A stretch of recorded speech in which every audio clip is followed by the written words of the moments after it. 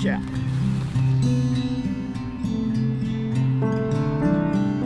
In 1970, we got a coach named Ronnie Householder, and he's the first coach that ever mentioned Fyffe might be able to win the state championship.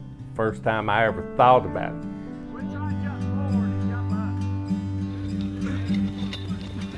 And there was a period from, let's say, 70 until about 2001 that we had good teams, but we just couldn't get it done. There's always somebody a little better, just a little bit better. For some reason in the big games, we just couldn't get it done. I'll be honest with you, I gave up on winning state. I guess when I was a kid, some of them teams that were just almost there, I just thought it was just a normal thing that we wasn't supposed to be in the state championship or something. I just thought that was just, I guess, luck or something. 2007, we made it to the state championship. And I knew going into the game, like, Leroy was really, really good. But we played them really, really good.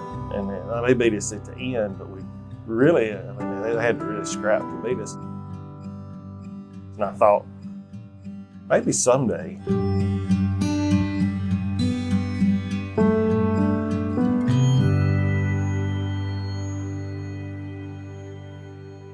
Undefeated in 70, Danny Ridgway was the quarterback. We got beat by Lincoln, got upset there. My senior year, we got beat in the semifinals by Florala. Cortland did us in '84. I mean, we had good teams. We went undefeated in my sophomore year, but got beat in the first round. And back when there was just 8 teams that got in the playoffs. When I first started helping in 2001, they had a couple of years before that. Maybe we were 5-5, and they'd won 8 games a year a couple of years before that. The first year I coached, we went 12-1 and went to Gordo and lost a heartbreaker to Gordo, which was the eventual state champion. And that was the first time I think we'd won 12 games in a while. 01, 04, 06, 07, we could have won any of those years, but we just couldn't get it done. The 2006, 2017 were excellent teams, great teams. We just couldn't get over the top with it. Side, Gore in motion. Hairston rolling out, looking out of the reach, and that should do it. Paul Benefield and the Red Devils come to Birmingham for the first time, but come up short.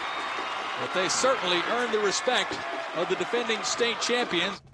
Back then, when I was around, it was more of, we'd be 10, 12 wins every single year. So those were, kind of our expectations. We were always trying to get to the state game, but, there was always little bumps, whether it would be in our injury, bad luck throughout the season. In 2012, we were undefeated, had a really good team, and Ardarius Stewart put 353 yards on us.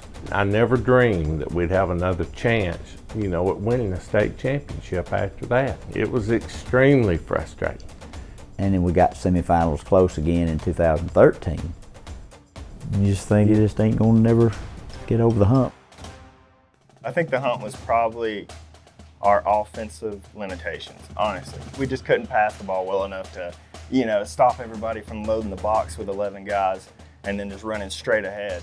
Seemed like to me we would get second, third, fourth rounds, and we'd always get outspeeded or couldn't match up athletically with the other teams. We were running the wing tee offense. Coach Householder started the wing tee. Coach Benefield ran the wing tee. Wing tee, that's all I ever knew to run. It's still a little bit of finesse blocking, which is nothing wrong with it. It's good offense. In the wing tee, the guards pull.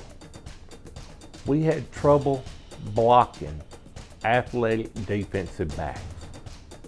We had a great deal of problem with that. He told me in 2014, in the spring, he was switching offenses. I did not believe it. He came in, he was like, we're going to just completely change everything. So we don't have any wide receivers, everybody has to block, everybody has to play every play. I just remember I was in 6th grade and he was talking about it. He said, this might be good for us. I wasn't expecting him to change because all I know my whole life was wing tee, double wing, stuff like that. I didn't really believe it until we lined up in the first game.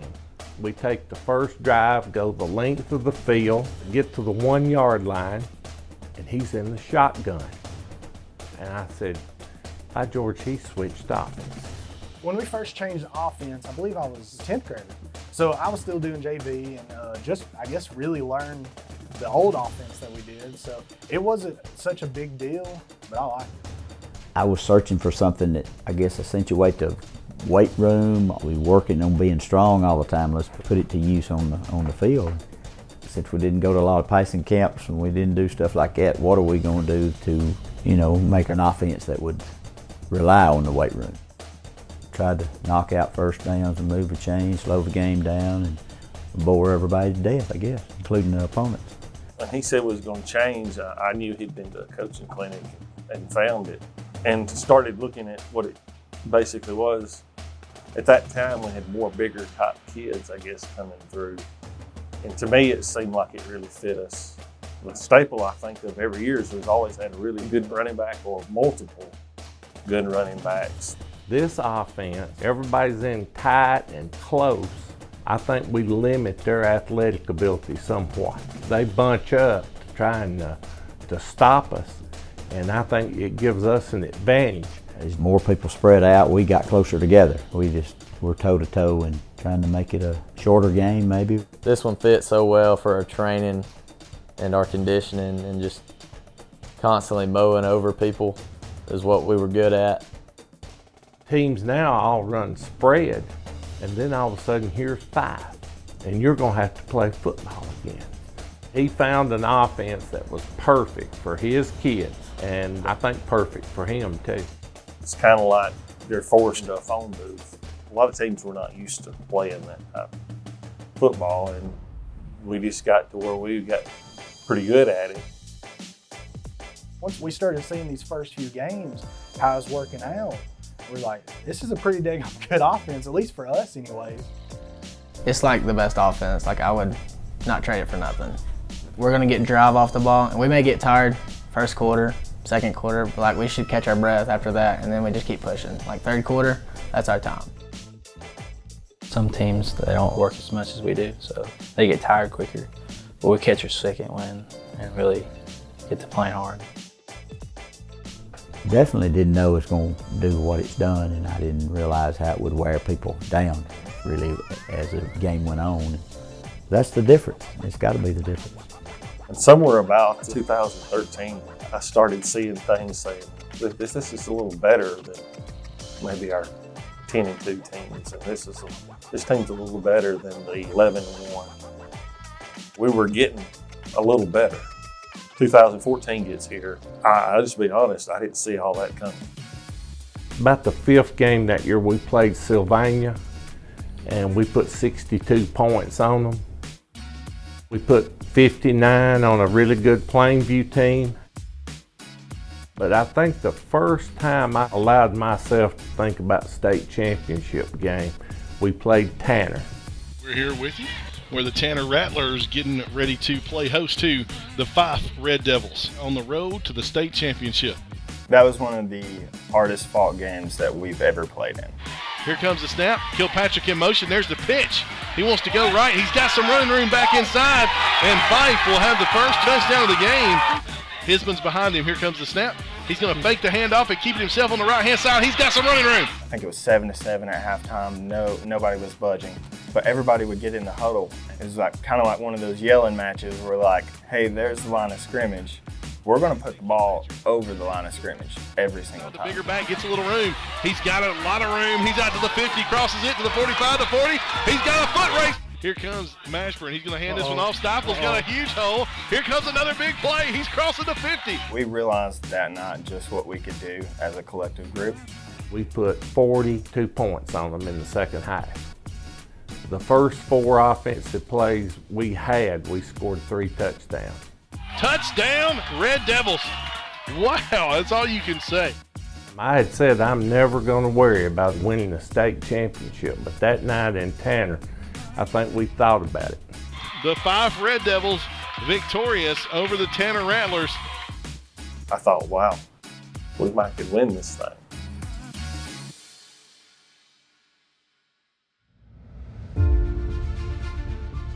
We had the ball on the 33-yard line with about 8 minutes to go, and I knew we weren't going to pass. We were leading by 4, and we just hammered it down the field. We scored with about a minute and a half to go in the game. That's the biggest relief I've ever felt in sports. And I know it's the biggest relief Coach Benefield ever felt. You talk about a monkey on your back. We've had it for a while. I just remember at the end of the game, I run around with my hands up like, you know, we actually did this. It's a feeling you can't get, you know. I was wondering when it was going to happen because I don't think anybody gave us the respect before, you know, the state championship years because we were always that 12-win team, you know, hit that third round playoffs. Somebody was going to be better than us. Did I think we'd get there? Maybe in the back of my mind, I'd say I'd be skeptical, you know. Did it shock me when we got there and won it? Yeah, it did. It all changed with that offense. He found an offense that was perfect for these kids. That's the difference, really, to me, him finding the ugly offense. It's not ugly to me. 2014 was a big year for Fyffe football.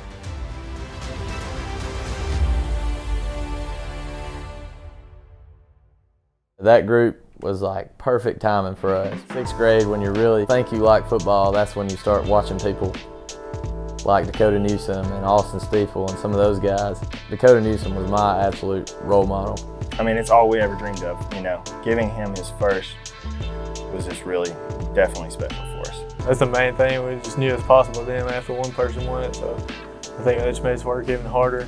We always looked up to him. We knew that was the standard, and we tried to play up to the standard and work up to the standard. I think we've done that pretty well. I believe that was a huge motivation for especially the younger ones to, hey, we can do that too. That kind of started a snowball to me. Ball at the 17. Coming to the near side, Kilpatrick breaking a tackle into the end zone, touchdown. Sounds crazy, but they expect to win every game. There goes Kilpatrick, touchdown. Stays up. How about that? How about that? 23 yards. What a display by the Red Devils. Final score, 5:28. Aliceville nothing. Second championship for Paul Benefield. Being in my senior year, that really felt good. So, you know, go 15-0, perfect season, and win it out.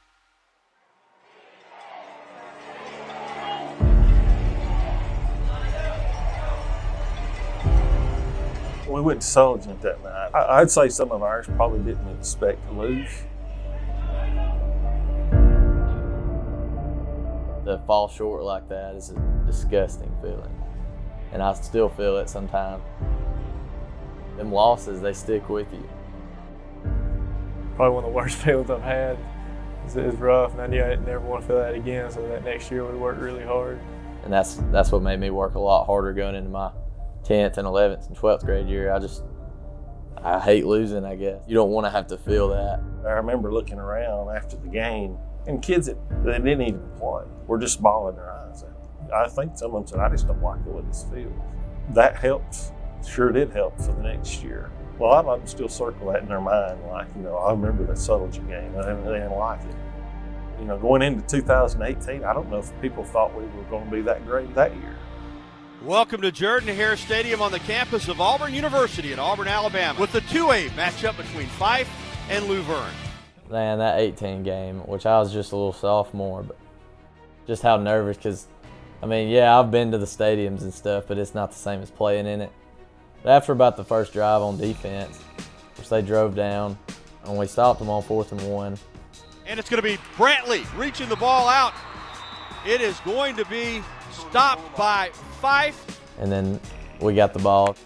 Anderson, direct snap, cuts inside, spin move, touchdown, Red Devils.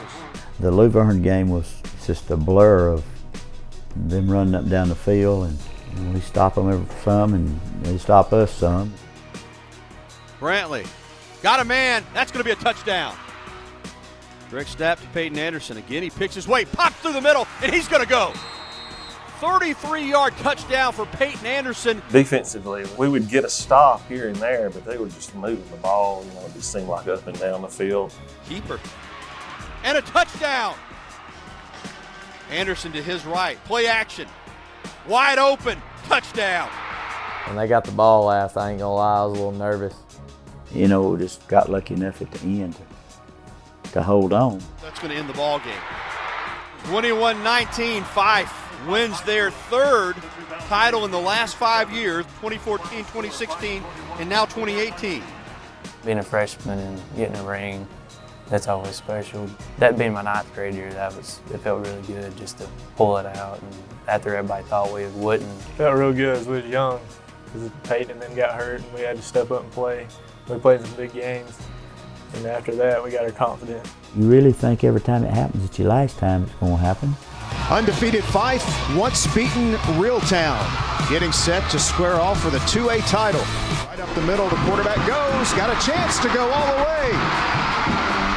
And Fyffe is in the end zone for the game's first touchdown. Pyron to the air for the first time and has a man wide open. I remember looking at the scoreboard and thinking, it's 21-0. We've just started.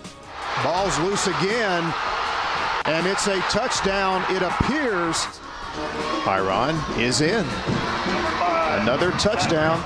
The game started, and then before I looked up, it's 28-0 before I even knew what would happen. I hate to say that we're over there relaxed, but we're kind of thinking, I didn't expect that at all. It's one of them days where it just snowballed out of control real fast. Pyron will take it, and he's in for another touchdown, his third rushing touchdown of the game. After the third quarter ended, I was like, okay, that's pretty safe to celebrate now. We actually got to enjoy it for like a whole quarter. By the end of the game, you could breathe. The other games, we had some games where you just held your breath, but yeah, that was nice. A lot of the younger kids get on the field. That's good to get them that experience, and that helps you, the next year.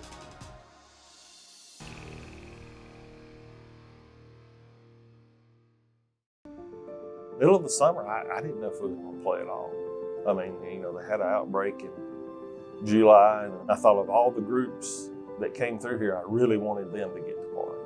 You're thinking, man, I just hope I can play. We were just hoping to get a regular season. You can't ask for anything more than that. Really, when we started, I thought we might play half the games, and I had no idea that it would end up like that. Playoff run was unbelievable. Last 4 games in the playoffs, the toughest I've ever been through. I mean, you talking about hard-hitting football. The Piedmont game, had there not been COVID, I believe there'd been 6,000 people here. It was unbelievable, the build-up. Piedmont's so good. I mean, they've been so good for so long, and you knew that was the measuring stick game. If you could beat them, you'd arrived in 3A, I guess you would say. Even when Fyffe was in 2A, they love to see Piedmont play against Fyffe. Being a 2A in the second smallest division in Alabama, even though we were good, we didn't have a lot of respect because of being a 2A. If they move up, they'll never get past. It'll be like they did before all the state championship years. But then, as everything going around, Fyffe's going to go up to 3A. And then once they did, that was the big deal. And we knew it would be a late round playoff round. Back at Paul Benefield Stadium in Fyffe, getting set for tonight's matchup between Piedmont and Fyffe, this 3A semifinal matchup. They took the opening kickoff. They drove down. Hayes back to pass. And we held them on downs, and we put the hat on them 2 plays in a row on 3rd and 4th down. Rowell in the backfield. He'll come to the right side, and he will cash it in for the Fyffe touchdown. We were leading 7-0, and they scored right before the half. And Ike Rowell blocked the extra point. And that extra point was huge now. That's one of those deals, try to win on every play. When we started out the gate at the halftime, it started raining. You couldn't even hardly see the yard line. I think the good Lord looked out for us and sent a good rain that night because we sure didn't need it. They were trying to throw the ball in the rain. That didn't work. Got pressure. He's going to be hit, throws it, it's picked off. Intercepted and going the other way. It's going to be Dukes. And he will take it into the end zone for the Fyffe touchdown. We just played defense in the second half, but it was a tough ball game. And that will be it. 14-6. I think most of those kids, some of them way too much like me. They feed off of people telling them they can't do something or they're not going to do something, and how weak our football is up here, and we get tired of hearing that. And we felt like we could play with anybody, you know, in the classifications that we're in. Didn't say we could beat them all. I just thought we could play and compete. We had to run through the gauntlet, and they kind of embraced that. They said that's kind of what they wanted. They wanted to beat the best ones to get there. Bryant-Denny Stadium on a championship Thursday, getting set for this Class 3A matchup. Montgomery Catholic taking on the Fyffe Red Devils. Prairie rolls to the left, throws it out there in the end zone. Did he haul that in? Yes, he did. An incredible catch, Miles Butler, and a touchdown for Montgomery Catholic.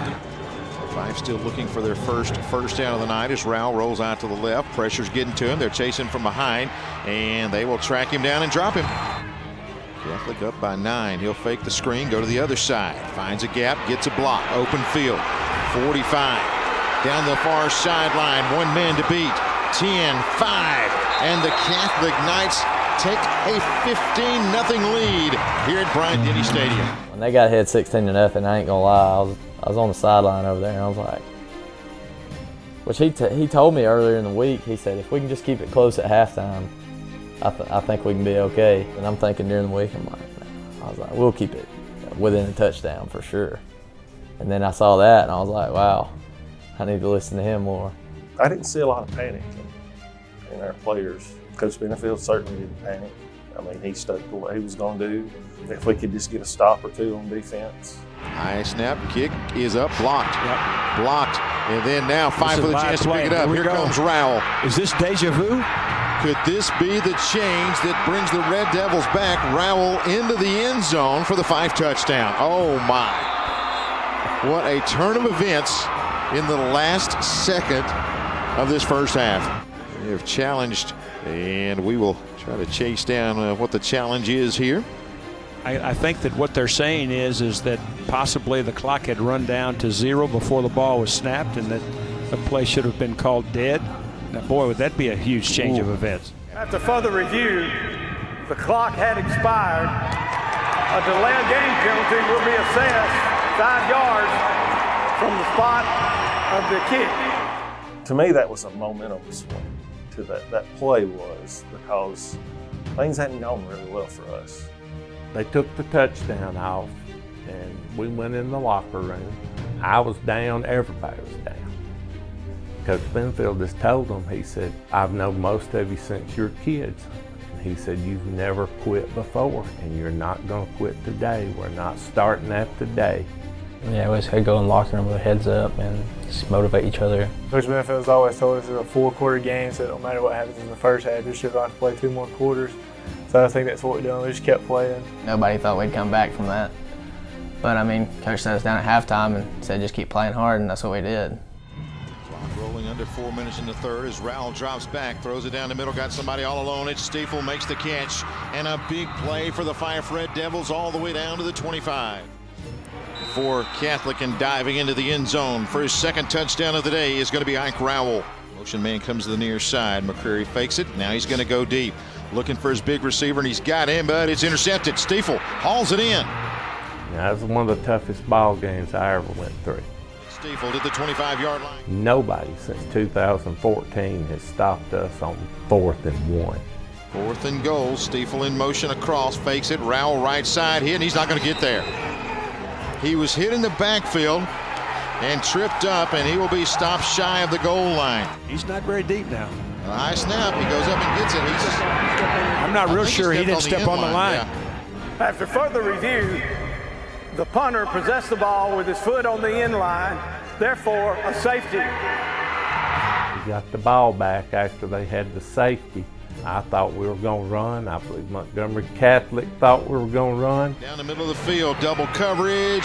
Did he haul it in? It is pulled in by Dalton. From the quarterback spot here on 1st and 10, he'll roll out, got some pressure, steps up down the middle of the field, got Dalton. Dalton hauls it in, and he'll take it to the 4-yard line. Rowell gonna keep it. He's gonna walk in. He pulled those 2 pass plays out, probably the 2 best in school history. They made it close enough to where they could throw it in the end zone. 5 wideouts. Back is McCrary. Got pressure, steps up. You seen that ball go up in the air? I start looking back for the safeties because I'm just a linebacker. I'm naturally looking for people to be in their spots. It wasn't in the back of the end zone. I was on defense, and I let them get behind me. I think all of us did. I don't know what we was doing. Went brain dead. Down in the end zone, got a man down there, and he couldn't hang on. Oh my goodness, it goes through the hands of Carter. He had him in the end zone, and Carter cannot haul it in. I seen the guy jump, and he was open, so I thought he caught it. Their fans cheered. See, I looked behind and I saw their fans cheering, and I went, wow, all that for nothing. I seen Eli Benefield, he dropped to his knees, and then Chase Wooten did too. And then I seen Malachi Mize running across the field celebrating. I just assumed when I seen Malachi that we won. I went from down at my lowest to highest point, like that. And then I realized that we won another one. Come back 16-0. It's crazy. I'm still at loss for words on that game, or how that all happened. But proud of you kids at that point, regardless, what happened. More proud, of course, they got the trophy. It meant a lot for the senior class because, they had a lot more heart, and it's their last game. And we all just kept pushing. To win it like they did last year, those last 4 games, as tough as I've ever sat through. But some really good players, dedicated players, disciplined players, committed players, and they bought in.